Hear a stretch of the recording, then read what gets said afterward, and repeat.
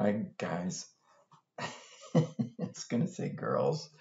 I always say hi, guys. Hi, guys. Let's get your drop-in program configured and set up and running in Snowline. So first of all, what is a drop-in program? It differs from a regular scheduled weekly program in that your members, they just request a lesson.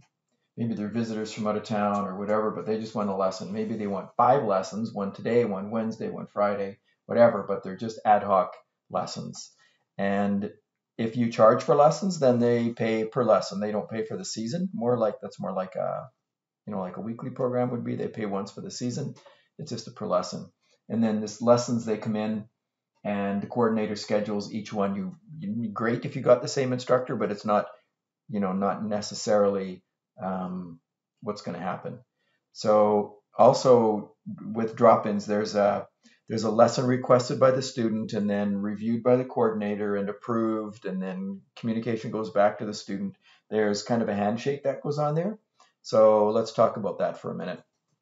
It's good to know sort of how it works before we go in. It'll make more sense when you see how it's the configuration, when you understand how it works. So your family requests a lesson and they register, they put in all their information and they say, I want a lesson on Wednesday, January the 12th. It's my birthday.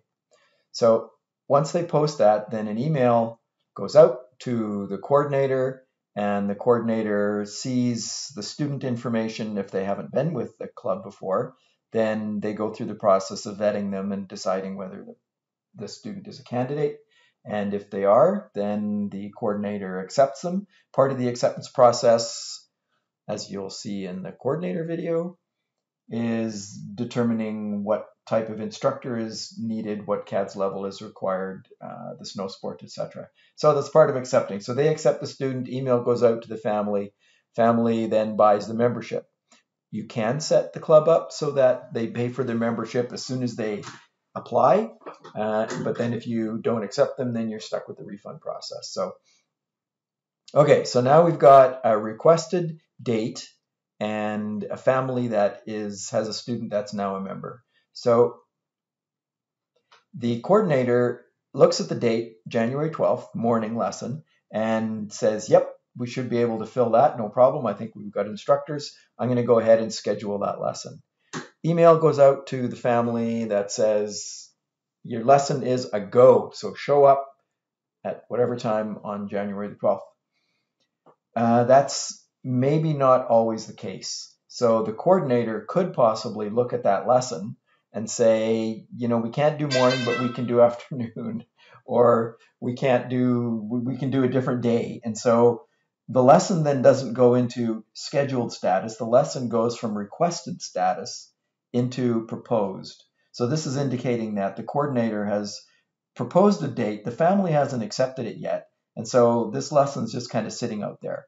I haven't shown it on here, but if the family accepts, then if there's a payment per lesson, they would pay at that time, and the lesson would become scheduled. If it's in proposed status, they can also go back around the loop again, and they can say, well, the 13th isn't good, but we can do the 14th. So what about that? And then the coordinator would look at that and then either schedule the date or propose another date, right? So it can go around and around. If you think it's easier to pick up the phone and just talk to them, it probably is. In which case you would just go, the coordinator would just go in and configure the lesson and be done with it. So and there you go. That's how Snowline can schedule drop-in lessons.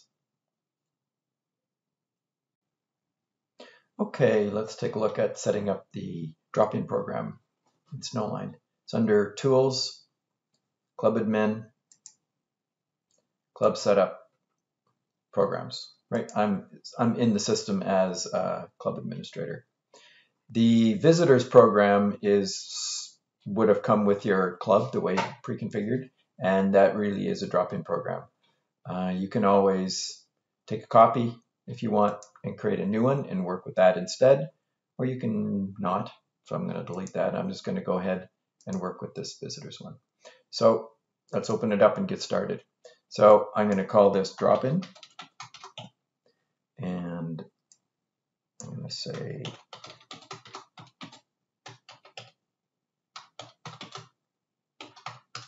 I'm going to put in a description. The more information panel, if you take a look at the weekly video, it talks about that. It's information that shows up when the student registers, and they can click more info, and then they can read whatever's there. Welcome message, if you want to say something in your welcome to the club email, in addition to what it already says, you can go ahead and add that here, program specific. Okay, we want this to be on the registration page. So we want it to be visible and open for registration. It's okay if they unselect it. So I'm happy with them choosing not to be in the program because it's not like the weekly program. There is no limit. It's not a camp. It's not a race program. And they can register as often as they want. So I'm going to open registration on November 1st.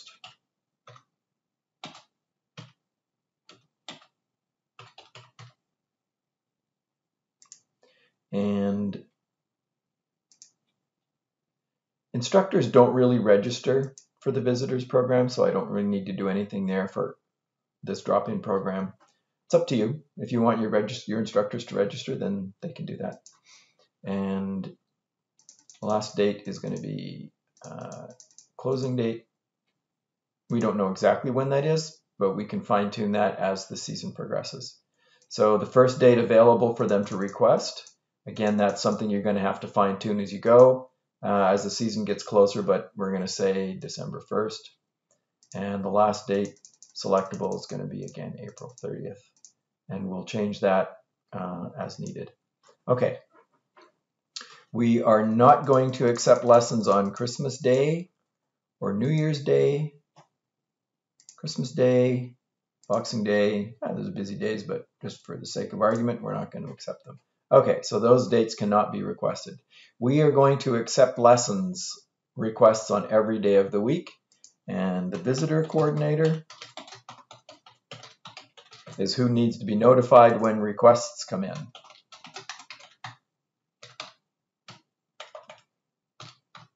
Man, if I could type. Okay, now what specific questions do we want the students to answer regarding this program? And each one of these is a little applet of boxes that the student can fill in that are pre-set up for you. So by clicking over the eye, we can see the questions that are going to be asked. So we definitely want to ask the snow sport type question. We want that one. Snow sport type, ability, what have you done before that? We want to ask that. Would you prefer morning or afternoon? Not a bad thing to ask. They're going to be putting in specific requests, but I don't know, I'm going to leave it.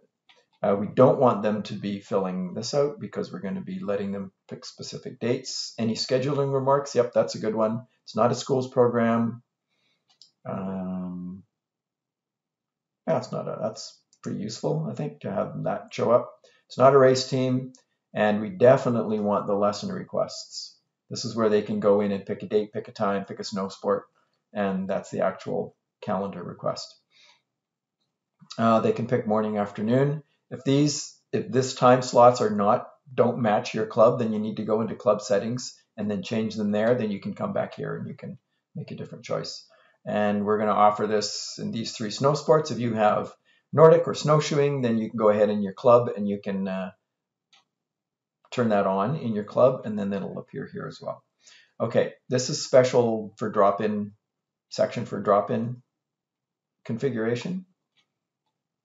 So yes, we want them to be able to request lessons.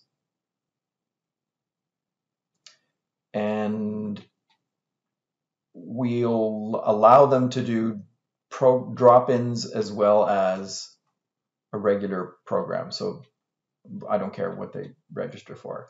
They can only have 9 requests per season. That's fine. And they can have 9 requests open at the same time. What this does is, let's say you set it to 3. That means they can request 3 lessons. And once the first one is done, then they've only got 2 open. Then they can request another lesson and another lesson until reach the maximum. If you're really in demand, it saves somebody from hogging 9 requests or whatever your number is, right? 9 requests at the same time. And how many days do they have to wait between lessons? If you don't want them to be able to go back to back, then you can say, well, I need a 1-day gap between lessons. Okay, so that's all the controls you can put in there. I like this. It's up to you. This way they don't buy their membership until you've gone through the accept process. If you have a per season price and or a per lesson price, then you need to go look at the pricing video and set that up, and then you can come back in here and then you can put in a per season price and or a per lesson price. If your club is set up such that instructors can sign up for their own lessons, then if you have this checked, then at the end of the day, all the lessons that are not already confirmed are checked, and if they have no outstanding issues like number of instructors and CADS qualification, etc., then they'll automatically be confirmed and emails will go out. So if you want to run that level of automation, then leave that checked.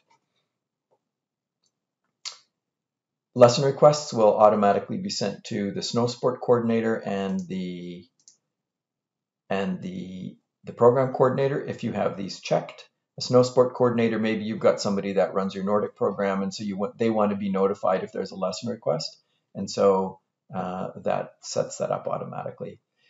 If the date is getting close and you want the system to manage it, then it can be set up such that you can configure your club such that as the lesson approaches, if it hasn't been fully subscribed, like if it doesn't have all the instructors assigned, then emails go out for instructors to self-assign. And the day before or the 2 days before or whatever you decide, if that lesson is not subscribed yet, then it will automatically be canceled. So you put a number in here for the number of days, and that'll be turned on. If you want instructors to be able to self-assign to a requested lesson as opposed to a scheduled lesson, like to see it as soon as the student requests it, then you can go ahead and do that. The alternative is they don't see it until the coordinator has actually confirmed like a scheduled lesson. If you would like your programs to come out in a specific order to be shown to the student when they register, then just go ahead and put a number in here. 1 to 5, 1 to 10, 10 to 100, whatever. Just number them and they'll come out in that order.